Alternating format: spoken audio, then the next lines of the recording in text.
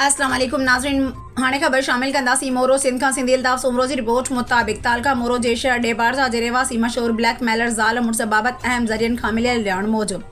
मुख़्तसिर report डेपारजा शहर में रहंदड़ इम्तियाज़ उर्फ़ वॾेरो गद्दारो जे पंहिंजी घरवारीअ सां मिली करे डेपारजा शहर ऐं भरपासे जे काफ़ी माण्हुनि खे फ़ोन ज़रिए पंहिंजी ज़ाल सां मिली करे माण्हुनि खे पंहिंजे घर में घुराए माण्हुनि खे पंहिंजी ॼार में फसाए पुलिस खां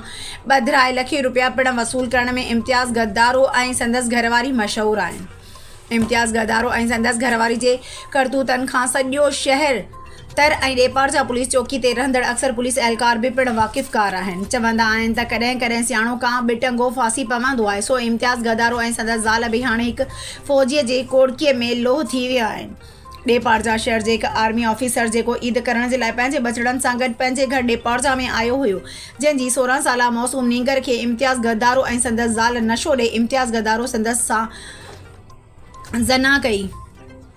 ऐं संदसि ज़ाल वीडियो रिकॉर्ड करे पाकिस्तान आर्मी जे ऑफिसर खे ब्लैकमेल करण जो मनसूबो जोड़े वरितो ऐं इम्तियाज़ गद्दारो जी ज़ाल 2 ॾींहंनि खां पोइ उहा वीडियो नींगर जी अमड़ खे ॾेखारी खेनि खां लखे रुपयनि जी डिमांड कई। ॾोकड़ न ॾियण ते वीडियो सोशल मीडिया ते वायरल करण जी धमकी ॾिनी, जंहिं ते नींगर जे अमड़ उहा सॼी हक़ीक़त पंहिंजे मुड़ुस सां कई, जंहिं ते आर्मीअ जे नौजवान इम्तियाज़ गद्दारो जी ज़ाल खां संदसि मोबाइल फ़ोन खसे करे क़ानूनी रस्तो अख़्तियार कंदे PPC 347 तहत ज़बरदस्ती बदफ़ैली करण जी FIR नवां थाणे ते दाख़िल कराए छॾी। नवां जतोई पुलिस जी इम्तियाज़ गद्दारो ऐं संदसि मुलविस ज़ाल जे घर ते छापो हयो। पुलिस जे अचण खां अॻे ॿई जवाबदार घर खे तालो हणी फ़रार थी विया।